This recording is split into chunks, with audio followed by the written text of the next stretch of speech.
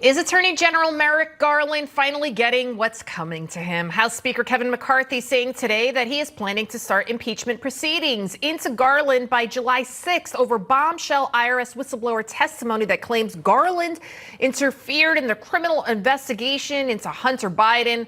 McCarthy also tweeting today, quote, "If the whistleblower's allegations are true, this will be a significant part of a larger impeachment inquiry into Merrick Garland's weaponization of the DOJ. Joining me now, former House Judiciary Ranking Member and host of the Doug Collins podcast, Congressman Doug Collins. Thank you so much, sir, for being with us. It's been crazy. It's been a crazy few days. It has been since you and I saw each other last there in the studio. It has been a lot of things going on. I know. Russia was almost overthrown. Then we got depravity running through the streets. We got, Hunter, IRS, you name it. And now last week, Attorney General Merrick Garland had this to say about U.S. Attorney David Weiss's authority in the Hunter Biden investigation. Take a listen. Mr. Weiss, who was appointed by President Trump as the U.S. Attorney in Delaware and assigned this matter during the previous administration, would be permitted to continue his investigation and to make a decision to prosecute any way in which he wanted to and in any district in which he wanted to. Mr. Weiss has since sent a letter to the House Judiciary Committee confirming that he had that authority.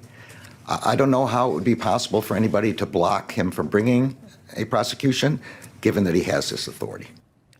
All right, full stop. Yeah, in an email released last week, IRS whistleblower Gary Shapley wrote that Weiss stated he was not the deciding person on whether charges were filed against Hunter Biden and that it was inconsistent with Garland's public testimony.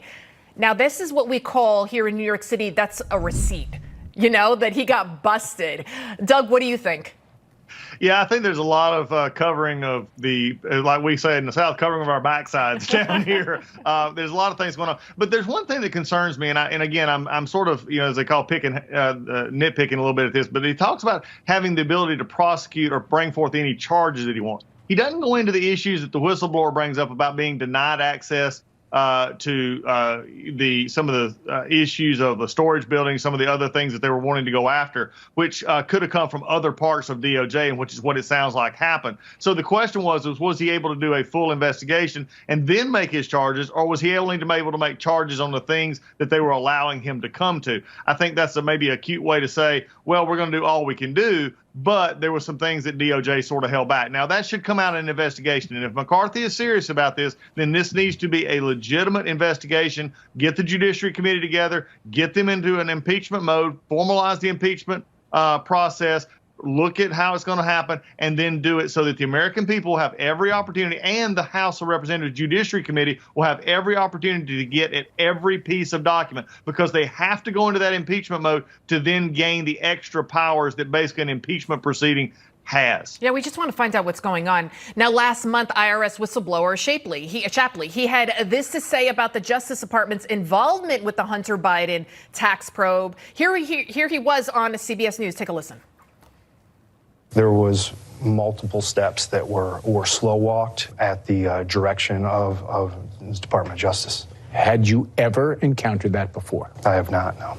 These deviations from normal process, and each and every time it seemed to always benefit the subject. There you have it. And that's a 14-year veteran of the IRS. This isn't some disgruntled guy. He said he felt it was his duty to come forward with the truth. Congressman Doug Collins, your reaction to hearing that? Yeah, it's just basically, it's good to be abiding with this Department of Justice. I mean, that's the basic premise here. I mean, this has been on for so long, and this is all you come up with.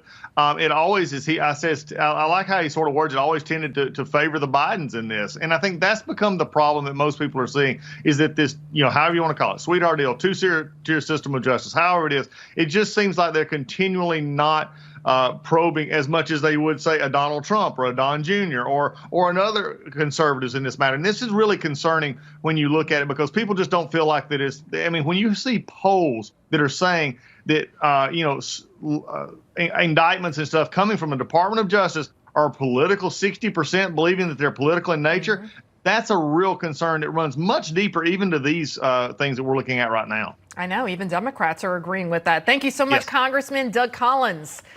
Take care. Stay straight ahead.